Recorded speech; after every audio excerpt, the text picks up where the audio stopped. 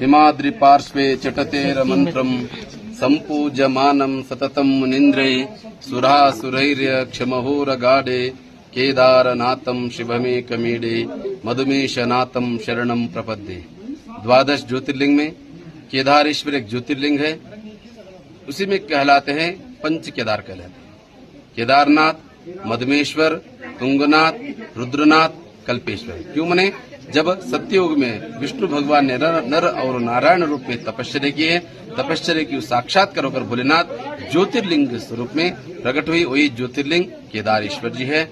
और जब महाभारत कुरुक्षेत्र युद्ध के बाद पंच पांडवों को ब्रह्म हत्या, गुरु हत्या, पुत्र हत्या का श्राप लगते हैं, श्राप विमोचन के लिए भोलेनाथ के दर्शन के लिए आते हैं। क्यों? तो भोलेनाथ के दर्शन के बिना ये जीवन अधूरी है। क्यों? दर्शन स्पर्शनश्चैव कार्यम अंतर परिक्रमा। जब तक हमारा भोलेनाथ के दर्शन नहीं हो पाते हैं, कौन से ही कार्य सिद्ध होना असंभव है। ऐसे ही उन पापों से मुक्त होने के लिए भोलेनाथ के दर्शन के लिए हिमालय पे आते हैं। बनारस काशी से उत्तर काशी, उत्तर काशी से गुप्त काशी, गुप्त काशी में भोलेनाथ वहाँ गुप्त हो जाते हैं।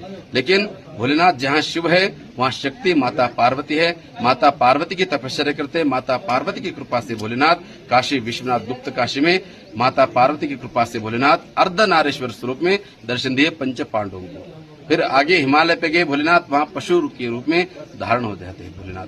पशु के रूप में सारे पशु में भोलेनाथ भी एक पशु के रूप में वहाँ दर्शन देते। लेकिन कौन भोलेनाथ है पता चलाना बहुत असंभव है।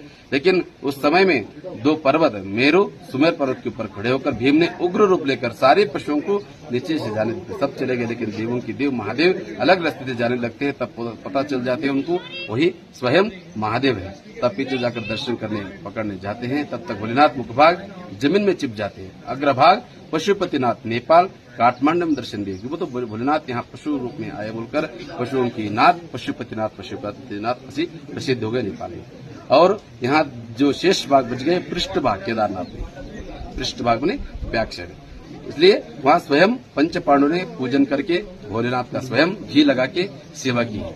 और द्वितीय केदार भगवान मधमेश्वर में मध्य भाग मद नाम तक भक्त वत्सल, अपना शरीर में जो काम क्रोध मद मत्सर दम अहंकार सभी को नष्ट करने वाले द्वितीय केदार भगवान मधमेश्वर में नाभि की स्वरूप दर्शन दिए। मधु मने शहद भी होते, मीठी के स्वरूप कृपाशीर्वाद करने वाले शुभ भक्तों के ऊपर द्वितीय केदार भगवान मधमेश्वर जी हैं। ये द्वितीय केदार कहलाते हैं। और तृतीय तुंगनाथ में हृदय और भावों के दर्शन, रुद्रनाथ में नेत्र मुखमंडल, कल्पेश्वर में जटा, केदारम मध्यमम तुंगम तथा रुद्रालयम प्रियम कल्पकम च महादेवी सर्व पाप प्रणाशम। जिन्होंने 5 क्षेत्रों की दर्शन पूजन स्मरण ध्यान करते हैं सर्व पाप प्रणाश।